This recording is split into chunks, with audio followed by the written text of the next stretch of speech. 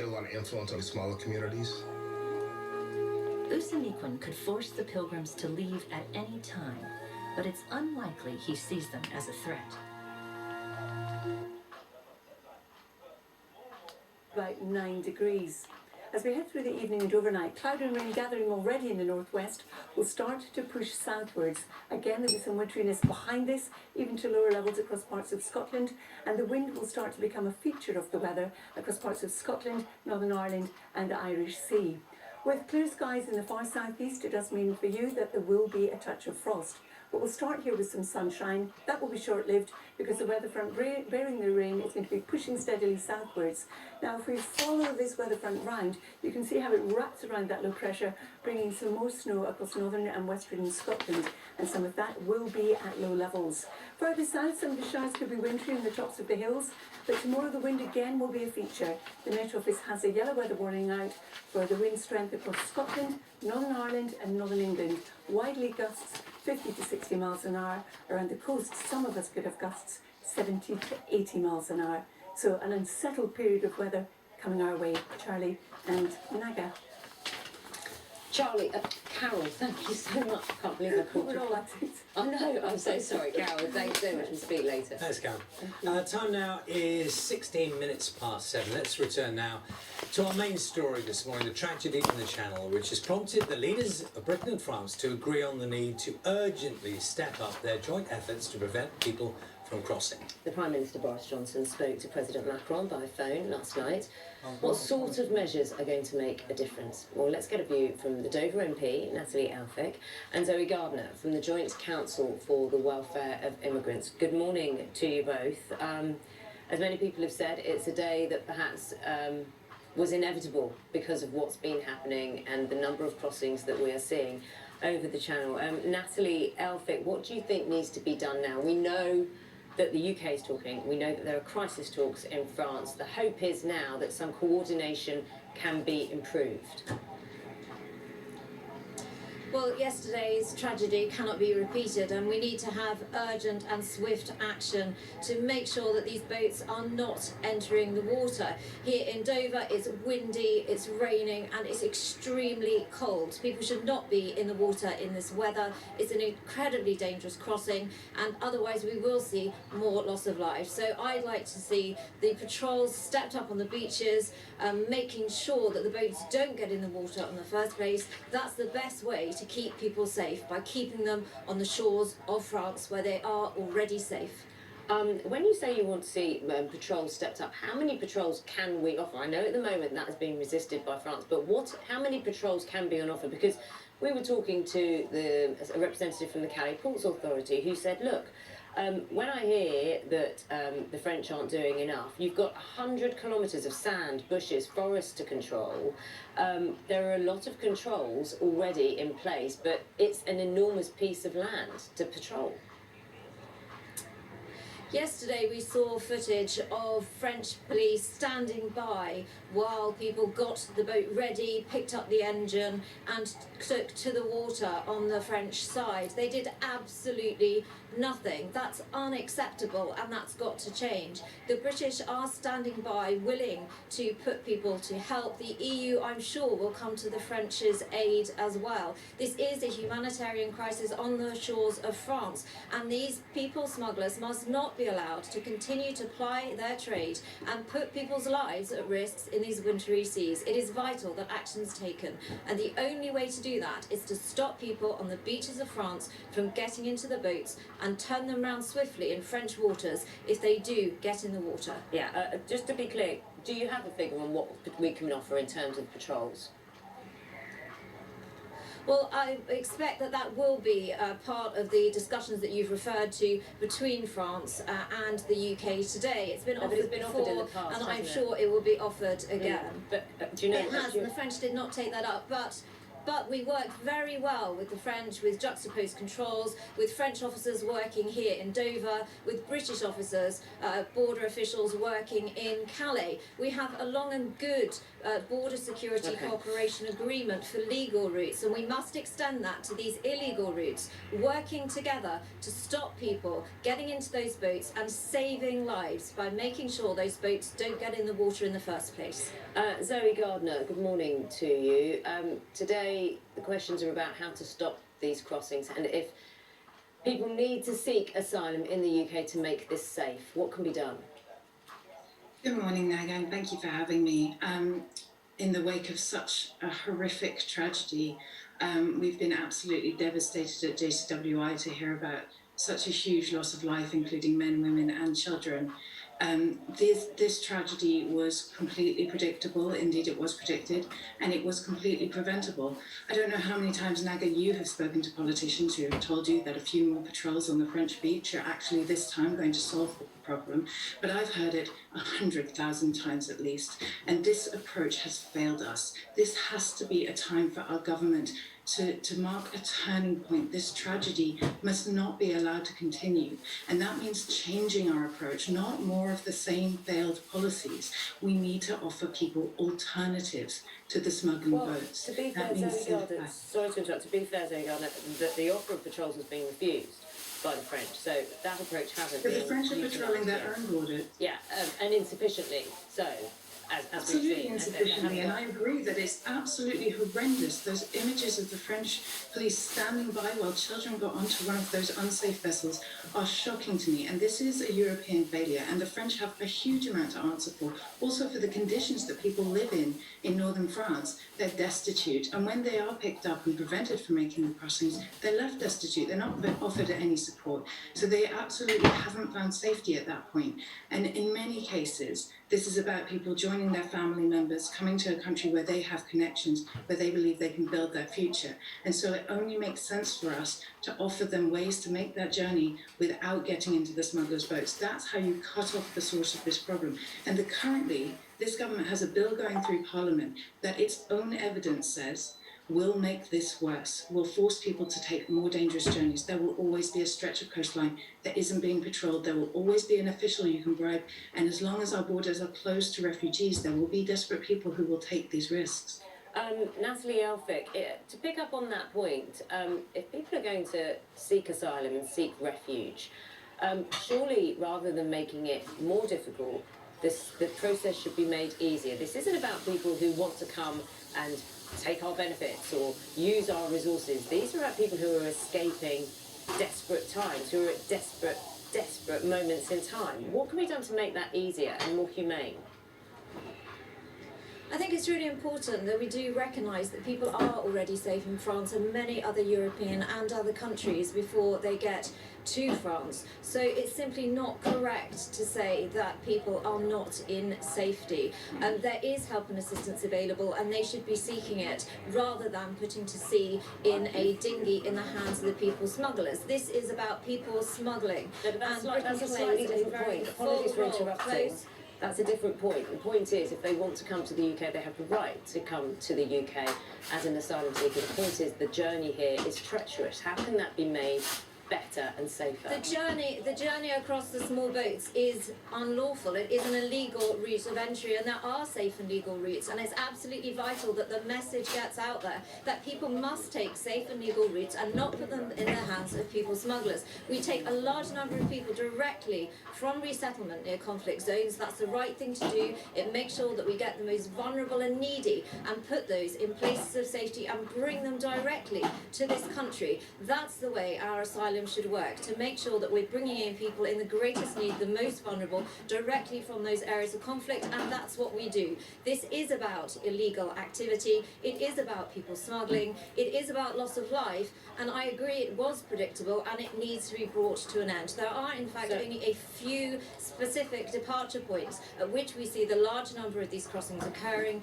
Those are the points that need to be targeted, they need to be patrolled, and those boats need to be stopped. In that way the people smugglers won't succeed. They will know that they can't get people on the boats and into Britain, and it will bring an end to the small boats crisis. It is the best way Okay, to and I want to keep get a word people from safe Zoe by Gardner making as well. sure they don't get in the boots. Zoe Gardner, your response to that? I'm afraid Natalie will know perfectly well because her colleague Victoria Atkinson, who is in charge of the resettlement program from Afghanistan, stood up in Parliament just this week and said 4 times that there is no timescale in place even to begin to bring people in safety from Afghanistan to the UK. It's not true that there are safe routes. We have left the Dublin regulation, which allowed for people to reunite with their family members within the EU. So if somebody was in France or in Greece or in Italy, they could apply to come to the UK if they had family members here. We've left that system. So those people are also forced to make the irregular crossing in order to reach the UK. And listening to Natalie, I'm afraid I can see why, and it is disgraceful how the French have behaved about this, but I can see why they refuse to cooperate properly with us, because we are expecting them to take in all the refugees, and we're saying that none of this is our problem at all, and that simply isn't right. We are a compassionate country. People want to do their bit and step up and help refugees, and we need to provide them with the routes in order to do that, and reverse this terrible path we're on to criminalise people for making journeys to save their own lives. Natalie Elphicke, MP, Conservative, thank you very much for joining us from Dover. Thank you very much for going out and talking to us. Zoe Gardner from the Joint Council for the Welfare of Immigrants, thank you very much for joining us from Central London. It's brilliant, isn't it? Thursday morning time now is 7:25. So we all know the difference a good night's sleep can make to our physical and mental well-being, and yet many children in the UK still don't have a proper bed because their families are struggling financially. That is why a teacher from Leeds has set up a charity. It's given out 1,400 beds over the last 4 years. Her name is Bex Wilson, and she invited us out on one of her delivery runs. Every postcode in Leeds has been affected by bed poverty, and we know that because we've delivered beds there. All of us are only a couple of bad days or bad moments away from needing similar support to what we offer. We're heading to our first delivery of the evening, hopefully meeting the children, a lovely surprise for them with some brand new beds and bedding and pyjamas this evening. Hello, lovely, how are you? Your school have sent us because they've said that you're fabulous, is that true? So the whole plan is that you're going to be moving into your separate bedrooms. Though to do that, you've got a brand new bed, gorgeous mattress, duvet, another duvet there, 2 pillows, got some bedding in there and some pyjamas, all brand new and all for you, okay? They did a food parcel a couple of weeks ago because we were low on money at that week, and they've just given us bed and bedding for the children and some pyjamas, which I can hear them all going through now. But at the moment, his washer's broke at the same time as trying to save up for a bed, so that money can now go straight to a washing machine, which I can buy out right now instead of just saving up for it, so that means I've got more money for Christmas then. Referrals from schools are only ever increasing. It's only going to get worse, and it's just not right, is it, in 2021 that in Britain we have children that don't have a bed. We know that the key out of poverty, the cycle of poverty, is education, and children are not going to get an education that can break that cycle unless they've got a tummy full of food and a good night's sleep, and not having a bed just means that they're not going to have that chance, that starting point at all. You've got 4 star of the days already? How have you managed that? They've told us that you're fabulous, but they said that you'll be even better if you have a really good night's sleep. That'll help you be even better in your learning. And a brand new bed needs brand new pyjamas, so there you go, boys. Some bedding, run that in, come back. So the boys that we just delivered to were adamant that they wanted to come and help out bringing in the beds, and the manners were gorgeous. Huge big smiles, huge big thank yous. Yeah, and just you can tell on their faces. Children don't hide it, do they? Sometimes people think you can't just keep giving things out. We need to solve the problem. You know, we need to sort the causes of the problem. But whilst there are children sleeping on floors, sleeping on beanbags, sleeping on sofas, on chairs, 4 or 5 sharing one single bed, we will continue to give out beds because that's what they need. It may look like it's a bed, or it's putting a sticking plaster on a really big problem, but that child still needs a bed. Whatever the cause is, whatever has happened beforehand, that child in that moment if we don't go and intervene, that child will still be sleeping on the floor, and that's the difference that we try and make. Good on you, Bex, and thank you very much for letting us film with you as well, just to see what a difference. It's so underrated sleep, but and it's also just having that peaceful place. You always remember when you were young, you'd sit in your bed and kind of do your homework or read or whatever. It's a safe place. Let's see, it's time now to get the news, travel, and the weather. Where you are.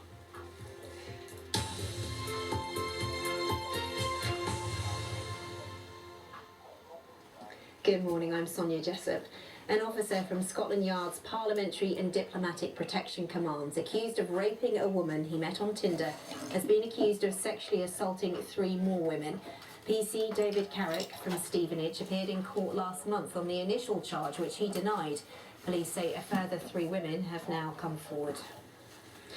As Londoners face the first of a series of 24-hour tube strikes tomorrow, the Mayor has called for further talks with the RMT union. The dispute affects the Central, Jubilee, Northern, Piccadilly and Victoria lines, as well as the relaunch of the night tube on Saturday. It's over changes to working hours, which the RMT says are unfair. Well, our message to the RMT is talk to us, come back around the table to talk to TFO. All of the unions have accepted that the night tube needs to return. They've accepted the rosters. They understand the importance to the nighttime economy of the night tube, but also women's safety. Several self-defence clubs have told the BBC they've seen a rise in the number of women taking up classes amidst continuing concerns about women's safety. One group in South East London says inquiries are up by 75%. I think I started to feel a bit more unsafe just walking around by myself, especially coming to winter in the evening, it's getting dark, and just feeling that I didn't know what I would do if someone were to try to attack me. I didn't feel like I had the tools. I bought a rape alarm and I'm walking around with that, but I don't really have any other idea what I would do in that situation. Wembley Park will be lit up tonight with the return of the Christmas Lights Trail Winterfest. Its centrepiece, a 25-foot tree. The big switch on happens at 7 o'clock tonight. Travel now. This is how the tube looks. No reported problems at the moment, as you can see. In fact, the overground part suspended there. Time for the weather with Elizabeth Rizzini. Hello, good morning. Well, it's been a very cold week of weather so far across the capital, and things are only set to turn chillier still as we head through the rest of it. But there will be some sunshine around at times, notably so today. But it's another cold, frosty start to the morning for many of us, especially towards northern home counties, where we saw that cloud clear first. Further south, then, it is a cloudier picture. That cloud will clear southwards, and it's a slightly milder start to the day here, but lots of sunshine emerging just about everywhere, but more cloud through the afternoon, and a noticeable northerly wind. So there's some wind chill to factor into today's temperatures. It's going to feel mighty cold out there. Highs of only 6 or 7 degrees Celsius. Now, as we head through this evening and overnight, then watch out for quite a sharp frost developing for the first half of the night. Temperatures dropping below freezing in a few spots, but then there'll be more cloud into Friday morning itself. And on Friday, we've got an area of low pressure that's going to give us some strong gusty winds. Also some outbreaks of rain that will fall as rain. Temperatures just ever so slightly higher, but not a great day of weather.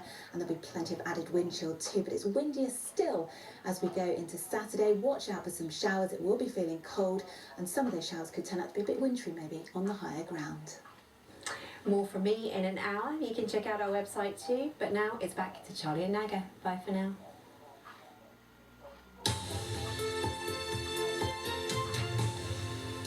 Hello, this is Breakfast with Naga Manchetti and Charlie State. Good morning to you. The time now 7:33. The Prime Minister Boris Johnson has said he wants to break the business model of the gangsters who arrange illegal channel crossings like the one which claimed 27 lives yesterday. Well, let's speak now to the Immigration Minister, Kevin Foster, who's in our Westminster studio. Mr. Foster, thank you very much for your time this morning. I'm sure you're speaking to your counterparts in France this morning. Do you have any updates for us in connection with the incident itself? Well, good morning, Charlie. The Home Secretary will be speaking to her French counterpart later this morning.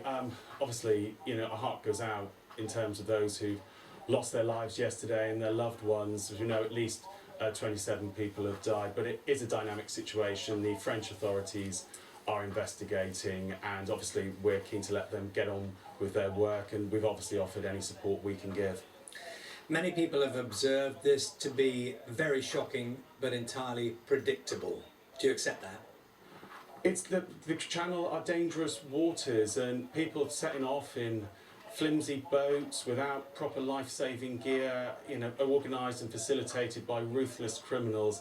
Sadly, you know, the dangers are very obvious, and yesterday's tragedy emphasises that. And the real sad part of this is those who organised that boat yesterday would have just viewed these people, who, you know, 27 at least people who passed away, just as a profit-making opportunity. That's why we are so determined to smash this model of a business, this really evil business model.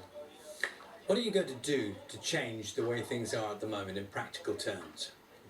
Well, we've obviously been working with the French already, and they've stopped 20,000 crossings already this year. But you know, we want to go further. We want to do more with them. You know, we were certainly happy to offer resources and support. You know, we see this as a shared problem, not just a British problem. We are looking to change the law to deal with some of the aspects of our asylum system, and also to increase the penalties for those involved in this trade. And alongside from that, we also want to make sure that people are aware that, you know, we do have safe and legal routes from the regions of conflict, and we're even working to see how we can open up some more economic migration routes to those who are stuck in refugee camps in regions of conflict. So, you know, there's a lot we want to do on this end. Particularly, we want to get our Nationality and Borders Bill through Parliament, and also look to secure a returns agreement either with France bilaterally or with the EU as a whole. What it sounds like, Kevin Foster, you're the Immigration Minister, is that what you're intending to do is do more of what you're doing at the moment. And what most observers say, maybe you included, you can tell me, is that the current system doesn't work, which is why 27 people died in the Channel yesterday. So what are you going to do that's different? Well, we need to break the business model that the people traffickers use, and that means, for example, changing the law around how, you know, to determine how you arrive, whether it's illegally via this particular dangerous route, in terms of what the rights and entitlements you get in future here in the UK to reduce the incentive. Those, with respect, Mr. Foster, those people who are climbing on board those boats, Mr. Foster, if I may, those people who are climbing on board those boats, as they did yesterday morning, they knew all the things you're talking about. They knew that the problems they would face when they got to the UK to seek asylum. But as we can see the pictures, I don't know if you're seeing what we're looking at now, they are prepared to do that regardless. So I'm trying to work out what it is that you're saying is going to change those people taking that risk today, tomorrow, next week. Well, the first thing is working with France. One, we have offered resources. We are happy to support their operations. How much money?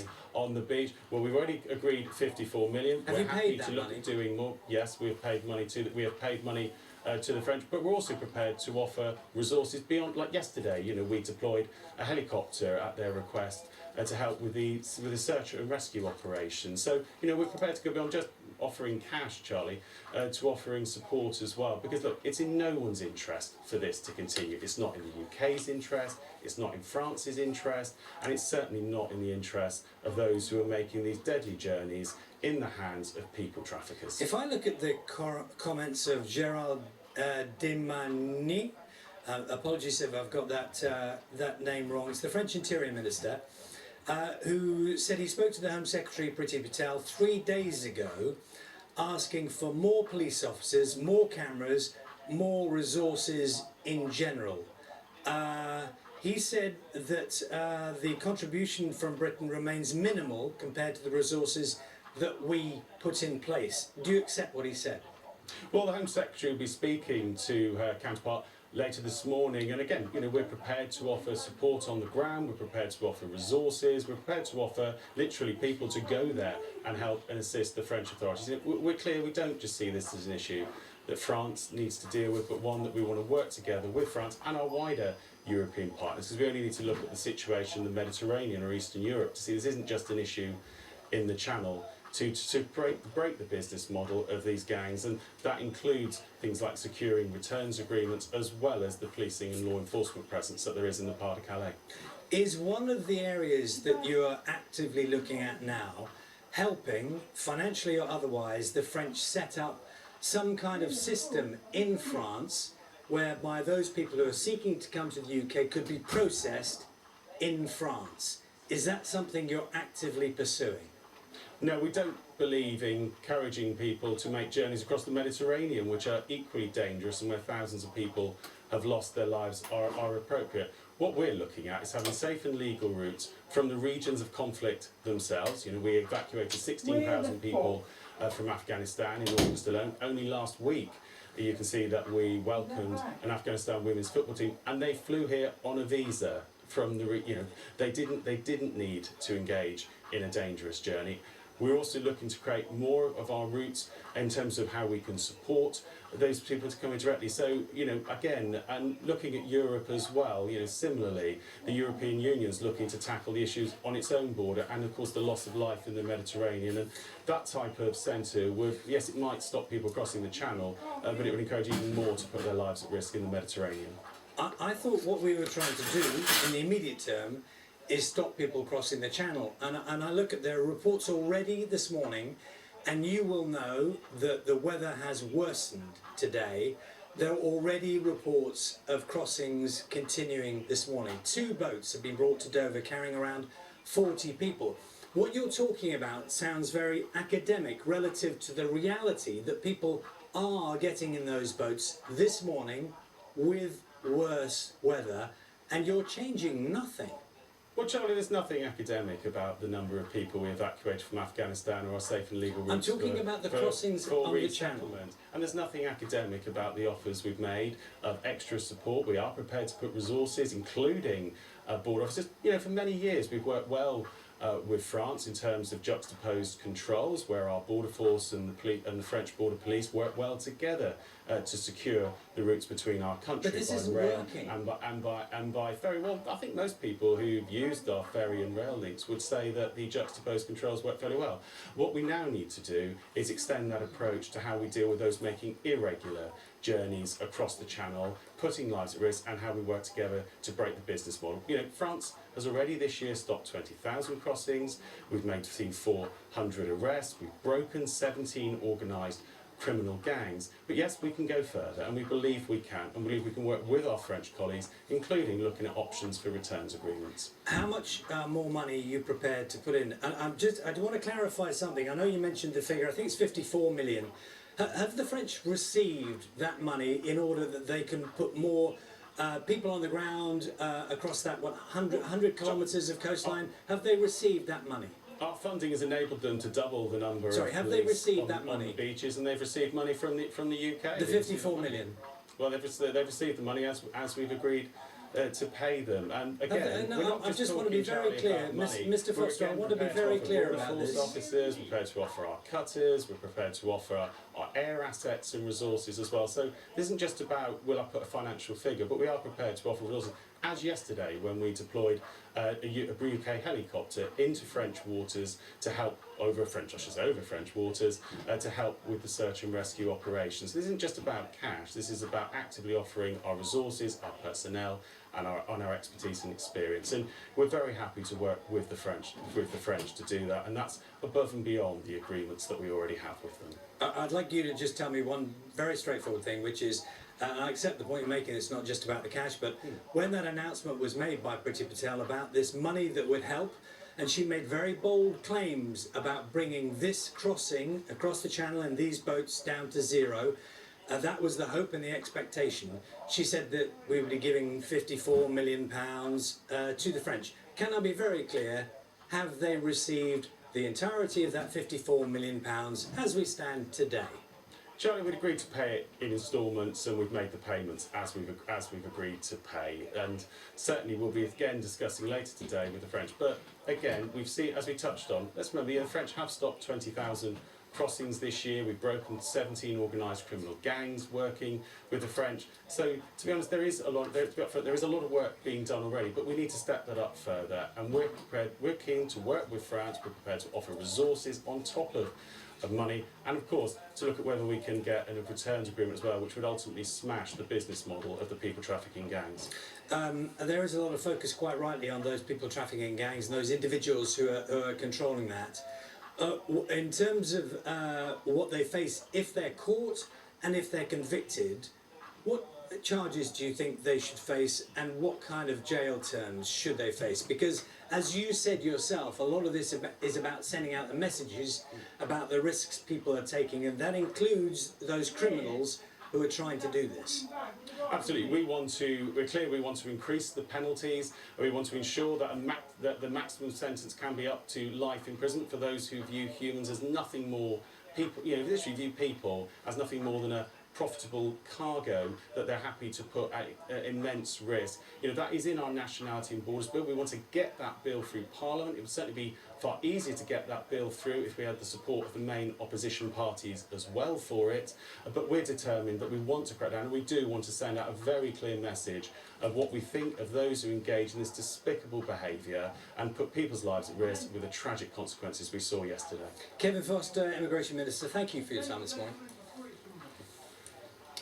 The time now is 7:45. Good morning to you. Mike's going to bring us all up to date with the sport and success for English teams in the Champions League. All week, yeah, clean sweep. So Liverpool and Man City win their group. So much hype, wasn't there, in Manchester yesterday? The build-up, like movie stars were coming to town, Paris Saint-Germain, and their awesome front three, Messi, Neymar and Mbappe.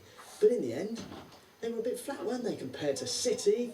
Their collective sum of parts, this team spirit, their fight, their edge. Indeed, Manchester City were missing some of their own big names, but they outplayed Paris Saint-Germain, winning 2-1, and it means they win their Champions League group. Although PSG had taken the lead, City fought back with goals from Raheem Sterling and then Gabriel Jesus. The French club are also through to the next round, but City will have the advantage. They are now seeded for the first knockout round. In general, we make a really top performance, happy to be in the next stage. Of course, congratulations to the team, everyone in the club. For many years in a row, being there in the last 16, now focus in the Premier League, and in February we try to arrive in the best conditions possible to go to quarterfinals. Now, Liverpool were already assured of going through as group winners, but no chance of taking it easy, not under Jurgen Klopp. But last night they made it 5. Where is he? It was out of 5, the perfect 5, beating Porto 2-0. What a goal that was as well. Absolute rocket from Thiago. Just about the icing on the cake at a sold-out Anfield. Now, as you've been hearing this morning, a review of the way football is run in England has concluded that an independent regulator is needed to put the sport on a sounder financial footing and give fans more of a say in the way the teams they support are run. Well, the government set up the review after 6 big Premier League clubs tried to form a breakaway European Super League, while at the same time many clubs in lower divisions were in severe financial hardship. People are saying no more. You know, this is about ensuring that vested interests are removed from football, that football can actually start to become something that's sustainable for the long-term future of the English game. And that's why we're setting out today, you know, these structures, these recommendations that will actually completely change the landscape for football regulation. Now, O'Sullivan says he actually prefers watching snooker to playing it, but nevertheless, he got through to the second round of the UK Snooker Championship, so it means the 7-time former champion will have to play again after surviving a challenging match with Michael White before eventually winning by 6 frames to 3 in York. And O'Sullivan, well, he refused to be drawn on the other issue, dominating snooker this week. Some of snooker's big names have backed Sean Murphy over his claim that amateurs should not be allowed to play in professional tournaments. So Murphy was knocked out of the UK Championship by the 19-year-old Chinese amateur Si Jia Wei on Tuesday, and said afterwards that young man shouldn't be in the tournament. The World Snooker Tour said it strongly disagrees with his comments, but defending champion Neil Robertson, world number 1 Mark Selby and 3-time world champion Mark Williams have all said they agree with Murphy, and he's certainly not standing down. I've seen today how this story has blown up and is still, you know, trending and all the rest of it. It's madness, really, from my point of view. But for me, there has to be a line. You know, if there is no distinction between the pro tours and amateur tours, let's just have one big tour then. And I think amateurs, very good amateurs, by the way, standing in front of and potentially being banana skins for professional players who earn their living this way is a problem. Well, World Snooker Tour strongly, as I said, disagrees, saying that, look, Si Jia Wei, he deserved this place because even though he's an amateur, his results absolutely justify his position at getting in to play the pros on this occasion. But of course, the other argument we've heard is that it's their livelihoods, it's the living for the pros, and they spend years trying to qualify, going through the qualifying process to become a pro, and it's their livelihoods at risk. It's interesting seeing it in other sports though, because you have amateurs playing, of course, you know, in golf, for example, and you know other sports and individual tournaments as well. So it's going to rumble on. It's going to rumble on. Thanks, Mike. Let's take a look at this morning's weather. Carol's got the details for you right now. Morning. Good morning, both. Good morning to you too. We have a blast of winter coming our way over the next few days. It's going to be cold, much colder than it has been.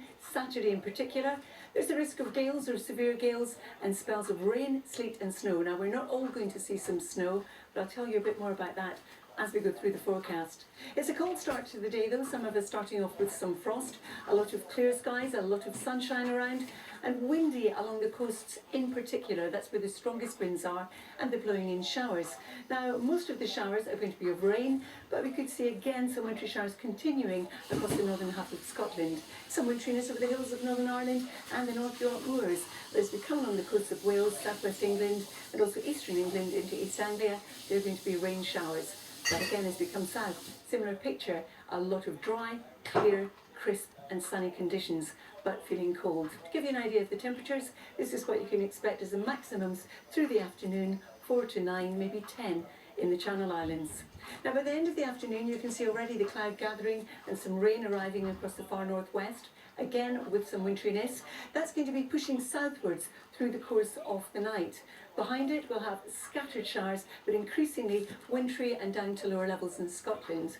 Under the clear skies in the south, it will be cold enough for a touch of frost, and the wind is going to strengthen across Scotland, Northern Ireland and the Irish Sea. Now, as we go through tomorrow, the brightness in the far southeast will be quickly eradicated by the weather front sinking south, taking its rain. And if we follow that weather front all the way around back into the northwest of Scotland, here is where we'll see some further snow, even down to sea levels. But some of our showers could be wintry, more especially on the hills. The Met Office on Friday has a weather warning out for wind across Scotland, Northern Ireland and parts of Northern England. Again, we could have gales, even severe gales. The severe gales more likely around the coasts. So this low pressure is what's driving our weather as we go through Friday and into the weekend. The exact positioning of it will determine what you get, so where the strongest winds will be and where we'll see the sleet and also the snow. So in current thinking, on Friday evening, the strongest winds will be out towards the west, and you can tell that from the spacing of the isobars. Now, if we pick that up and we go through Friday night, you can see how the rain, sleet and snow pushes farther south. Some of that will be getting down to low levels, especially in the Highlands, and with the strong winds, there could well be some blizzards around as well. That moves down towards the southeast as we head through the course of Saturday. Very windy. The Met Office has a yellow wind warning out for more or less the whole of the UK, except at this stage the southeast. Again, gales, severe gales with exposure, but Naga and Charlie, although it's going to be bitterly cold on Saturday, things calm down a bit weather-wise during the course of Sunday. Carol, thank you very much.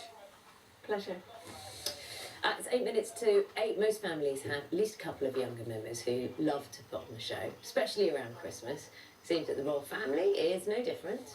Yes, a new exhibition at Windsor Castle reveals how the Queen, who was then Princess Elizabeth, and her sister, Princess Margaret, used to love producing their own pantomimes when they were teenagers. And the costumes were very impressive, as our royal correspondent Daniela Ralph has been finding out. Windsor Castle is Christmas ready. Its trees are decorated, its grand staterooms dressed. And this year the castle is taking visitors back 80 years, to the days when a pair of teenage girls who lived here tried to lift spirits during the Christmases of the Second World War.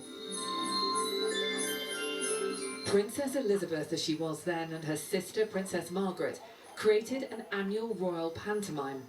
For the first time, some of their costumes have come out of the archive and are on display. The two princesses were always the star performers. The shows were staged in this room, the Waterloo Chamber. The audience was castle staff, the local school, troops and the King and Queen. Money from tickets sold was used to make blankets for soldiers on the front line. I know you were in the grand surroundings of Windsor Castle, but here there is something quite ordinary about putting on a show for your family and your friends. Yes, ordinary up to a point.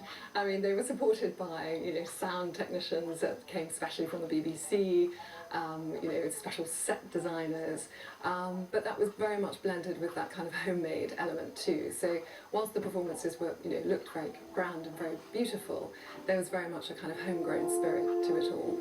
The Pantos also showed the strong sibling bond. On stage, in costume, Elizabeth and Margaret were a formidable partnership. And privately, these royal sisters were a vital support for one another. They were often away from their parents, having moved out of London during the war. And the evacuee experience is part of this Christmas display. The paintings of fairy tale characters that provided a backdrop to the Pantos were designed by an art student evacuated to Windsor. His story will be brought to life for younger visitors to the castle. Many, many years ago, when the Blitz had hit London, I was an evacuee and I came here to Windsor Castle. I think pantomimes are very relatable to children and families, particularly around this time of year.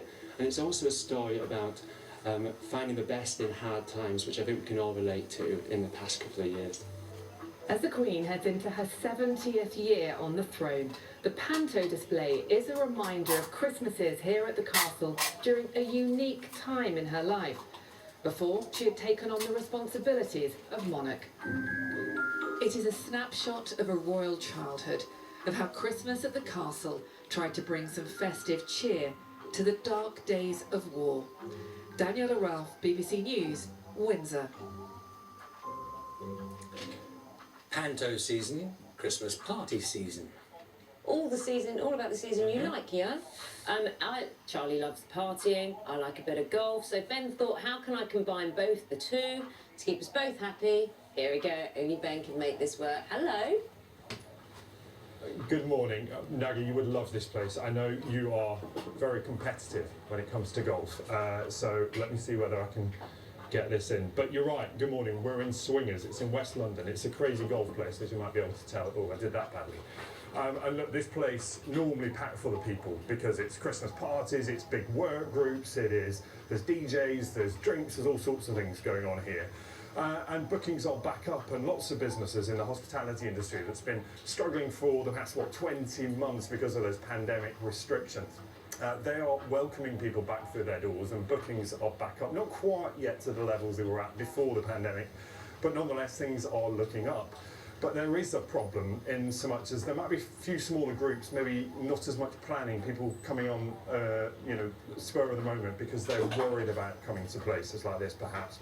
But also one of the problems is the fact that they just don't have enough staff. The hospitality industry, short of 200,000 staff, and they're really struggling to fill those jobs. And it means that lots of firms are not able to take the bookings that they would like to operate at full capacity, including Simon's hotel business in West Yorkshire. He's told us he's having to turn away a lot of bookings because he just doesn't have the staff. And whilst we've had a busy summer and it's been a great season and the demand has been very, very good, we are basically still playing catch up. We desperately do need a good Christmas. A, partly catch up, B, to put a little bit in the bank to get us through the first quarter safely. Christmas demand is looking very, very good.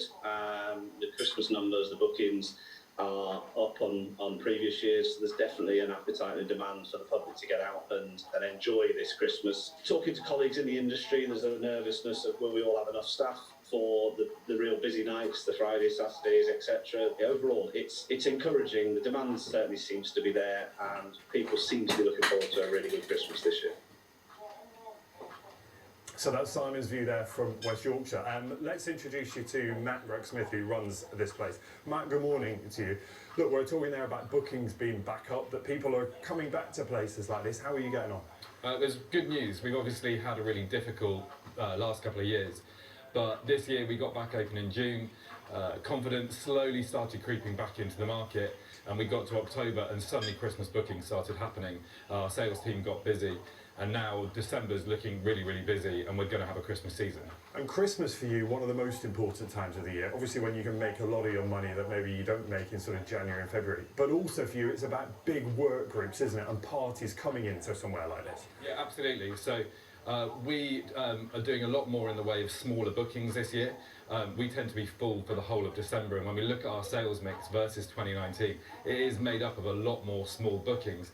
But the good news is there are still the big bookings in there. So if you hire swingers on an exclusive hire, it's about 500 people, and there's still a really good number of people doing that, taking over the whole venue. So they're clearly happy to get all of their teams in one place and celebrate Christmas. And we were talking there about a shortage of staff, and that for a lot of hospitality businesses is a real problem. It means, as we're hearing in that case in West Yorkshire, they're having to turn away customers.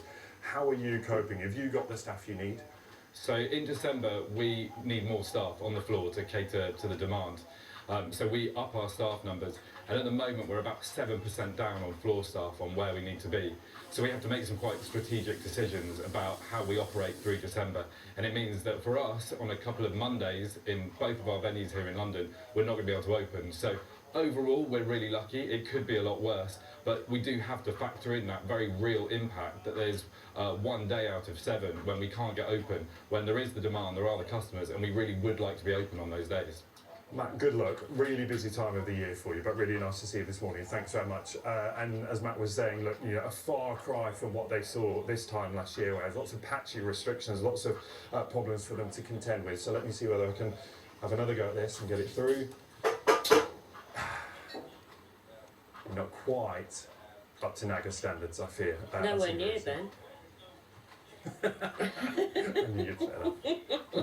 No, thanks very much. It's good. It's good to know, and also the advice as well. I can't imagine actually if you haven't booked your Christmas party, work Christmas party, there'll be many places around. Who knows? Also, Ben had the standing nonchalantly leaning. He does that very well. Very nicely. He does that sorted out. very, I don't very know what well. I did then, but that's what he was doing. Headlines coming up in just a moment. I'm the business side, he's the football side. Play your game! Fair play, you know, he says it as it is. Put it in there! I can't understand it. Switch on! But he's never been away from that place. This is the hardest thing I've ever done. Robbie Savage, Making Macclesfield FC. Watch now on BBC iPlayer.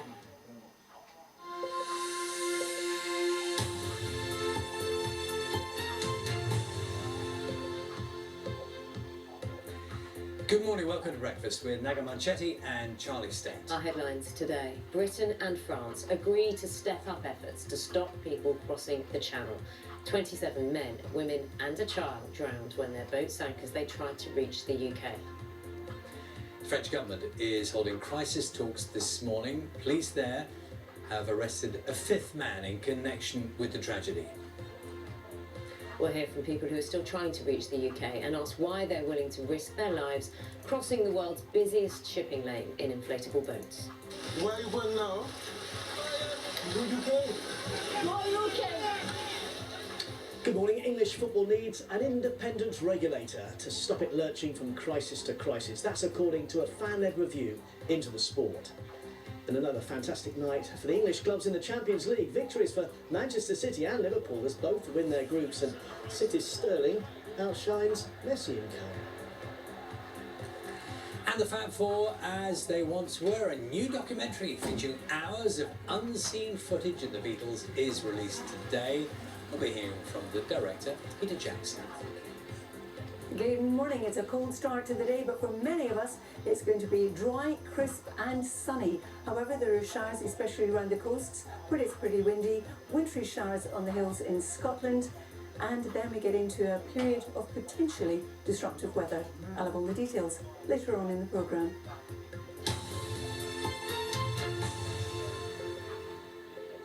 It's Thursday, the 25th of November. 2 more boats have crossed the English Channel illegally this morning, just hours after 27 people drowned off the coast of northern France. The Prime Minister and President Macron of France have pledged to step up joint efforts to smash the smuggling gangs. A 5th suspected trafficker has been arrested in France overnight. John Donnison has this report. Along the northern French coast, the search for the missing went on long after dark. But with temperatures in single digits, the chance of finding anyone alive increasingly remote. At least 27 bodies have been recovered, the biggest loss of life in the Channel since it became a preferred route of people traffickers. The first people responsible for this despicable situation are the smugglers. That is to say, criminals who, for a few thousand euros, organise the trafficking of human beings from Iraq, Afghanistan, Africa and Asia. It's thought around 25 boats like this set off from the beaches of northern France yesterday. Where are you going now? The UK. This one, we know, made it across the Channel, but it's a treacherous journey across one of the world's busiest shipping lanes. This disaster underscores how dangerous it is to cross the Channel in this way, and it also shows how vital it is that we now step up our efforts to break the business model of the gangsters who are sending people to sea in this way. Last night, the government's Cobra Emergency Committee met and the Prime Minister held an urgent phone call with the French President Emmanuel Macron.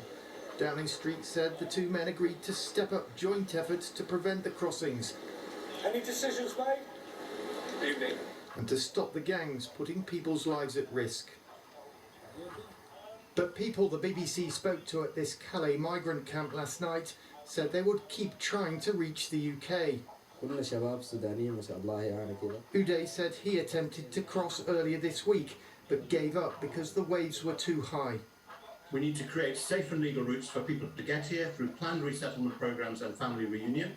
And we also need to have a safe and fair asylum system here so that people, when they've made their journeys, can claim asylum and be fairly assessed. In Calais last night, people demanding refugees be better treated held a vigil for those who died. After a year of record numbers crossing the Channel, people on all sides of the argument had warned this was a tragedy waiting to happen. John Donnison, BBC News. We'll speak to Jessica Parker in Calais in a few minutes' time. But first, let's join Simon Jones, our reporter in Dover this morning. Very good morning to you, Simon. I know there are reports, and I think you've got access to information in connection with more boats arriving this morning or have been intercepted. Tell us what you know.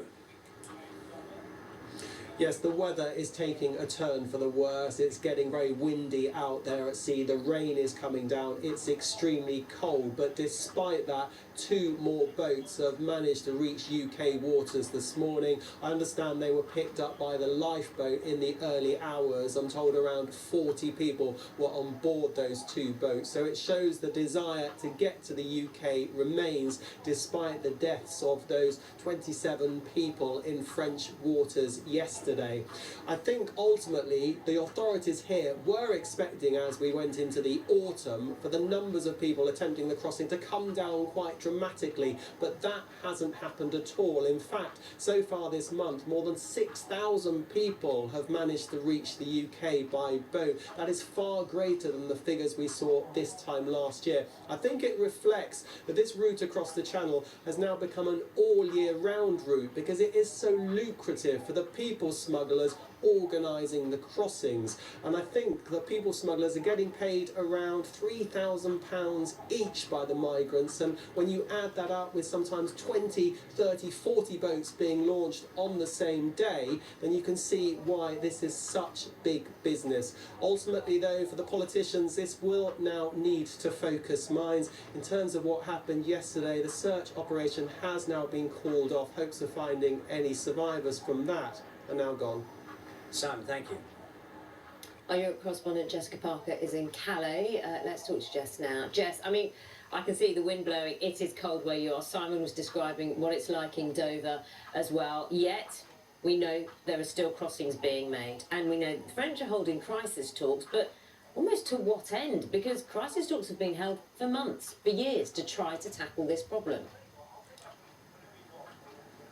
You're right, Naga, this issue isn't new, and as you say, an incredibly wet and windy morning here in Calais. In France overnight, as in the UK, there have of course been expressions of sadness, of grief, of condolences for the victims and their families, but it has inevitably led to this question of what next, what can be done. There is an emergency meeting of the French government going on, and last night Emmanuel Macron, the French president, released a statement calling for also an emergency meeting of European ministers, reinforcements as well, reinforced support for the EU's external borders. So he's been emphasising, I think, that from the France's point of view, that this is a shared responsibility, not just an issue in France. He's also been emphasising it's a shared issue as well with the United Kingdom. Emmanuel Macron spoke with the UK Prime Minister Boris Johnson last night. The French, of course, have faced some criticism for how it's managed this issue here. What you hear from French officials, from people here, is that they have hundreds of police deployed along an extensive stretch of coastline, but that migrants, people are determined to try and reach the United Kingdom. So I think these conversations are going to carry on today about what can be done. I think this emphasis from the French that it is, in their view, a shared responsibility, but whoever's responsibility it is, there will be now increased pressure to act. Jess, thanks very much. Jess Parker there for us in Calais. Well, let's speak to our political correspondent, Damien Grammaticus, who's in Westminster for us this morning. Damien, that question looms large every time we talk about this. What can be done differently to try to make sure this doesn't happen again? Yes, and it's the key question. The UK has been talking to France, as you say, for some time. Just 10 days ago, Priti Patel had a conversation with her French counterpart, and they talked about stepped-up measures. The Home Secretary has the Nationality and Borders Bill, which is going through Parliament, which seeks to make it illegal to make these crossings. That could face international challenge or legal challenges because people have a right to seek asylum.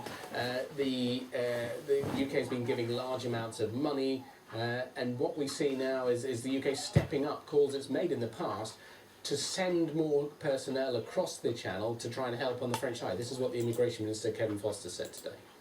We're prepared to offer support on the ground, we're prepared to offer resources, we're prepared to offer literally people to go there and help and assist the French authorities. We're clear we don't just see this as an issue that France needs to deal with, but one that we want to work together with France and our wider European partners, because we only need to look at the situation in the Mediterranean or Eastern Europe to see this isn't just an issue in the Channel to break the business model of these gangs. But we've heard that talk about breaking the business model many, many times from UK ministers.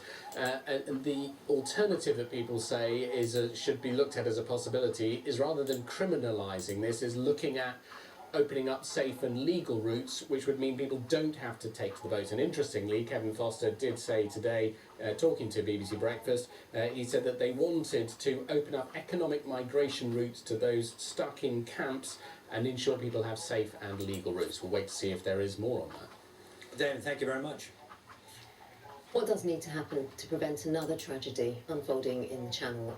Let's talk now to the MP for Calais, Pierre-Henri Dumont, as well as Kevin Saunders, who's the former Chief Immigration Officer for the UK Border Force. Gentlemen, both, good morning to you. Mr Dumont, can you tell me what you know about what is happening this morning? We understand there are crisis talks. To what end? What would be the result of those? What would be a good result of those? Well, good morning. No one knows what will come up from this discussion, both sides of the Channel. What we know is that it was a drama. It was the biggest drama we faced in the Channel last night, and that did not stop the smugglers to put small boats at sea to see all these dead bodies. I just had reports that in the last few hours during this night, maybe 10 to 20 small boats were sent at sea, even if dead bodies were found. So it's a huge problem. We all know that. And what happened yesterday was what we feared for months now. And I think it's really time for both our governments to stop blaming each other and to try to talk to each other and find a real solution, not crazy solution, such as having more and more people patrolling, sending British Army to French shore, etc., etc. That it's not acceptable, and that won't change anything actually. What will make a change? What will make a difference? Because, as you say, we've heard promises and pushbacks from both sides. In your opinion, what will make a difference? What is a practical solution?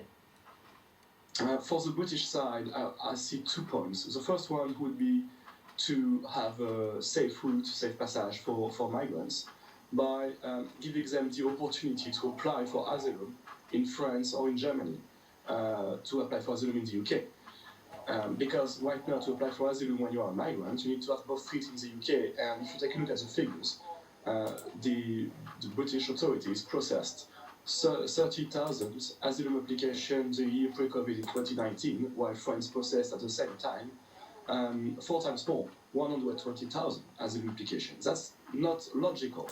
So the first point should be for the British authorities to allow migrants to apply for asylum in the UK even if they don't have birth fit in the UK. The second point should be to make harder to find a job in the UK for illegal migrants, make it harder to find a house for illegal migrants in the UK, because it's not only a question about asylum application, it's also a question of it's easier for them to be illegal in the UK than to be illegal in France because of a kind of easy legislation on work, on housing, etc., etc. And then the French authorities have a huge role to play too, and that's why I'm advocating for to the government